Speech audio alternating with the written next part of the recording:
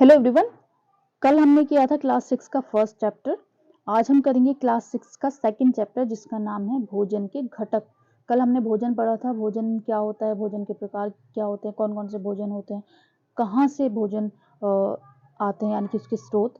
Now अब हम पढ़ेंगे भोजन के घटक, यानी कि भोजन जो हम खाते हैं उसमें ऐसे कौन से पोषक पदार्थ होते हैं जिनकी वजह से हम उन्हें खाते हैं और हमें क्यों एक हेल्दी जो भोजन है वो आहार लेना चाहिए, संतुलित आहार। सो प्रमुख शब्द इसमें कौन कौन से हैं आज जो हम पढ़ने वाले हैं। संतुलित आहार है, बेरी बेरी है, कार्बोहाइड्रेट है, ऊर्जा है, वसा है, खनिज, पोषक, प्रोटीन, रुक्षांश, स्कर्वी, मंड और विटामिन। सो ये सारे जो शब्द हैं उनका हम डीपली स्टडी करेंगे। सबसे पहले तो जैसे मैंने आपको कल बताया था कि हमारा जो भारत है उसमें बहुत विविधता है खाने को लेकर के, हर चीज़ को लेकर के। तो हर स्टेट में एक अलग तरीके का खाना आपको मिलेगा। जैसे पंजाब की अगर हम बात करें तो पंजाब में मक्की की रोटी बहुत फेमस है, राजमा खाई जाती है वहाँ पर, सरसों का साग खाया जाता है, दही घी खाया जाता है। जबकि आंध्र प्रदेश में चावल, अरहर की दाल जिसे हम रसम और राइस के साथ खाते हैं, चारू या कुंदरू सब्जी वहाँ खाई जाती है, बहुत मट्ठा, घी और अचार खाया जाता है वहाँ पर। नेक्स्ट है पोषक क्या होते हैं। तो जो भोजन हम खाते हैं तो जिन कच्ची सामग्रियों से वो भोजन हम मिलकर बनता है, उन कच्ची सामग्रियों में कुछ घटक होते हैं जिन्हें हम पोषक बोलते हैं।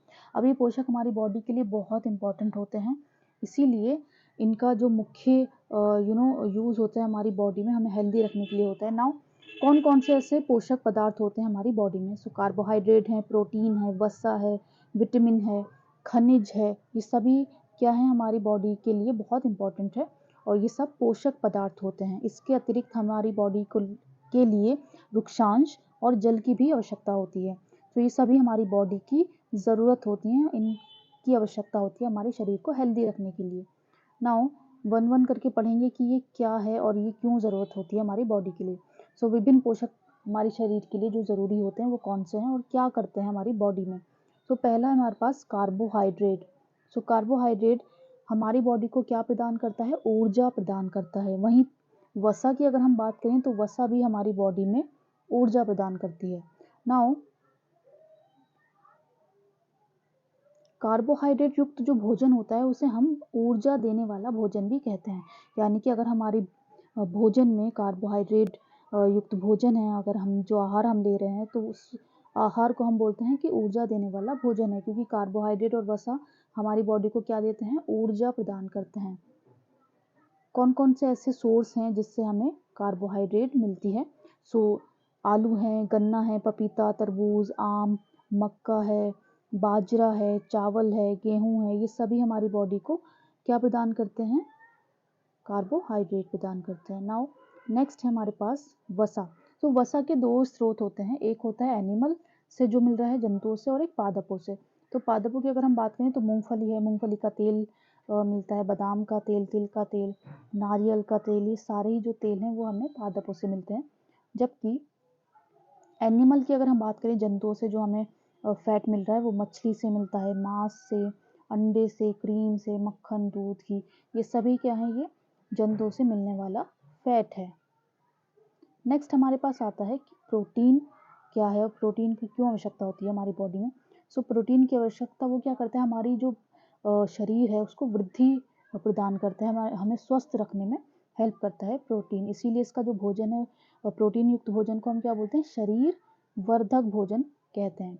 सो इसके भी दो टाइप के स्रोत होते हैं, एक तो हमें पादपों से मिलता है जैसे कि सोयाबीन, राजमा, मूंग की दाल, चना, मटर। जबकि एनिमल से हमें क्या मिल रहा है, जंतुओं से मांस, मछली, पनीर और अंडे से हमें क्या मिलता है, प्रोटीन मिलता है। नेक्स्ट है हमारे पास विटामिन। सो विटामिन की अगर हम बात करें तो विटामिन क्या करता है, हमारी रोगों से रक्षा करता है, हमारी जो आँख हैं, अस्थियाँ हैं, हमारी दांत, मसूड़ों को स्वस्थ रखने में हमें हेल्प करता है। विटामिन कुछ टाइप के होते हैं जैसे vitamin A, vitamin B, vitamin C, vitamin D, vitamin E और विटामिन के। तो विटामिन को जो समूह होता है उसको हम बोलते हैं बी कॉम्प्लेक्स, यानी कि हमारे शरीर में बहुत हेल्पफुल होते हैं, बहुत अल्प मात्रा में होते हैं, बट ये बहुत कम मात्रा में हमारे शरीर में होते हैं। और ये क्या करते हैं, जैसे विटामिन ए हमारी त्वचा और आँखों को स्वस्थ रखता है, विटामिन सी हमें रोगों से लड़ने में हेल्प करता है, जबकि विटामिन डी हमारी अस्थियों तथा दांतों के लिए कैल्शियम का उपयोग करने में हमें हेल्प करता है। सो विटामिन डी की अगर हम बात करें, सबसे पहले विटामिन ए कहाँ से हमें मिल सकता है? उसके लिए हम पपाया खा सकते हैं, दूध पी सकते हैं, मछली का तेल या फिर गाजर खा सकते हैं, मैंगो खा सकते हैं। नेक्स्ट है विटामिन बी। मांस से हमें विटामिन बी मिल सकता है, मांस खा सकते हैं हम। नेक्स्ट है विटामिन सी। जितने भी आपको फल दिखेंगे जो थोड़े खट्टे होते हैं, उनमें आपका सिट्रस केमिकल होता है। ये आपका संतरा, टमाटर, अमरूद, मिर्च, नींबू और आंवला में क्या होता है? विटामिन सी होता है। विटामिन डी की अगर हम बात करें तो विटामिन डी आपका दूध में, मक्खन में, अंडे में या फिर मछली में भी हो सकता है। नेक्स्ट है, ये तो थे आपके कुछ सोर्स। इसके अलावा जो विटामिन डी है, हमारा बॉडी जो है वो सूर्य की उपस्थिति में भी विटामिन डी बनाता है खुद से। ये विटामिन डी हमारा बनता है अपने आप जब हम सूर्य की उपस्थिति में होते हैं या सामने होते हैं। नेक्स्ट है कि हमें कैसे पता चलेगा कि भोजन में हमारे वसा है या प्रोटीन है या फिर कार्बोहाइड्रेट है? तो हम एग्जाम्पल कर सकते हैं, जैसे कुछ परीक्षण हम कर सकते हैं। पहला एग्जाम्पल है मंड का परीक्षण। सबसे पहले तो मंड क्या होता है? तो कार्बोहाइड्रेट की अगर हम बात करें तो कार्बोहाइड्रेट हमारी बॉडी में मंड के रूप में क्या होता है? सेव होता है, या फिर किसके रूप में? ग्लूकोज के रूप में। मेनली कार्बोहाइड्रेट दो तरीके से हमारी बॉडी में रहता है, वो है एक मंड और एक ग्लूकोज। मंड का परीक्षण कैसे करते हैं? हम आलू लेंगे, आलू में आयोडीन का सोल्यूशन 2-3 ड्रॉप डालेंगे, चेक करेंगे कि अगर ये काला और नीला पड़ रहा है तो आलू, तो इसमें मंड है यानी कि स्टार्च है। नेक्स्ट एक और परीक्षण कर सकते हैं हम प्रोटीन का। प्रोटीन का परीक्षण के लिए हम क्या करेंगे? कॉपर सल्फेट का विलयन एक परखनली में लेंगे और उसमें जो भोजन हमने लिया है उसमें डालेंगे, कास्टिक सोडा डालेंगे थोड़ा सा, और अगर वो बैंगनी रंग का हो जाता है तो ये प्रोटीन का परीक्षण यानी कि प्रोटीन उस भोजन में है। नेक्स्ट, तो ऐसे कौन कौन से पोषक पदार्थ होते हैं हमारे? जैसे कच्चे आलू में हमारा मंड होता है जो हमने अभी देखा, दूध में प्रोटीन होता है, मूंगफली में वसा होता है। नेक्स्ट है, अब अगर हम बात करें पोषक पदार्थों की, ये तो हमें पता चल गया कौन कौन से होते हैं, क्या होते हैं, कहाँ से मिल सकते हैं। लेकिन हमारी बॉडी को कुछ खनिज लवणों की भी आवश्यकता होती है, तो वो हमें कहाँ से मिलेंगे? पर ये बहुत अल्प मात्रा में हमारी बॉडी में होती है, जैसे लोह के स्रोत यानी कि आयरन के। पालक है, एप्पल है, सेब खा सकते हैं हम, पपाया है, मांस है। कैल्शियम के तो मेन स्रोत आपके दूध और अंडा है। इसके अलावा आयोडीन के स्रोत आपके पास नमक है, मछली है, अदरक है आपके पास। नेक्स्ट है दूध और केले में आपका फॉस्फोरस के स्रोत होते हैं। नाउ पोषकों के अलावा आहारी रेशों और जल की भी आवश्यकता होती है हमारी बॉडी के लिए। आहारी जो रेशे होते हैं उन्हें ही हम रुक्षांश भी बोलते हैं। नाउ ये जो रेशे होते हैं ये हमारी बॉडी में क्या करते हैं? तो बेसिकली ये क्या करते हैं, जो बिना पचा हमारी बॉडी में भोजन होता है ना, उसको बाहर निकालने में हेल्प करते हैं। ये जो रेशे हैं इनका जो स्रोत है वो हमारे पास हो सकता है साबूदाना, खाद, दाल, आलू और ताज़े फल, इन सब का क्या है? स्रोत है। नाउ नेक्स्ट आता है हमारे पास जल। जल की भी आवश्यकता हमारी बॉडी में बहुत होती है। इम्पॉर्टेंट क्यों है जल? नाउ जल क्या करता है? हमारी बॉडी में जो खाना है, जो पोषक तत्व हैं, उनका एब्जॉर्प्शन करता है, यानी कि उन्हें अवशोषित। हमारे शरीर में जल की जितनी भी आवश्यकता होती है वो हमारी कैसे पूरी हो जाती है? जो पानी हम पीते हैं उससे, और इसके अलावा जैसे हम द्रव जो लेते हैं, जैसे दूध लेते हैं, चाय लेते हैं, जूस लेते हैं, इन सब से हमारी जो आवश्यकता है जल की वो पूरी हो जाती है। अब जल हमारी बॉडी में क्या करता है? वो जो अपशिष्ट पदार्थ होते हैं, जैसे मूत्र हो गया, पसीना हो गया, उसको भी बाहर निकालने का काम करता है। नेक्स्ट है संतुलित आहार। हमारी जो भोजन हम खा रहे हैं उस भोजन में हमारे क्या क्या चीज़ें होनी चाहिए? यानी कि पोषक पदार्थ होने चाहिए, खनिज लवण होने चाहिए, उसके अलावा रुक्षांश और जल, सबकी एक क्वांटिटी यानी कि आहार में सारी चीज़ें शामिल होनी चाहिए, तो वो हमारा संतुलित आहार होता है। यानी कि थोड़ी मात्रा में हर पोषक पदार्थ, खनिज लवण और रुक्षांश और जल भी उसमें सम्मिलित होता है, तो वो हमारा संतुलित आहार होता है। नेक्स्ट है, अगर हम बहुत लंबी अवधि तक कोई ऐसा पोषक पदार्थ है जो नहीं ले रहे हैं अपने भोजन में और बहुत टाइम तक वो ऐसा चल रहा है, तो हमें क्या हो जाता है? कुछ ऐसी विकृतियाँ हो जाती हैं या कुछ ऐसे रोग होने शुरू हो जाते हैं। जिन्हें अभावजन्य रोग बोलते हैं किसी पोषक तत्व की कमी की वजह से।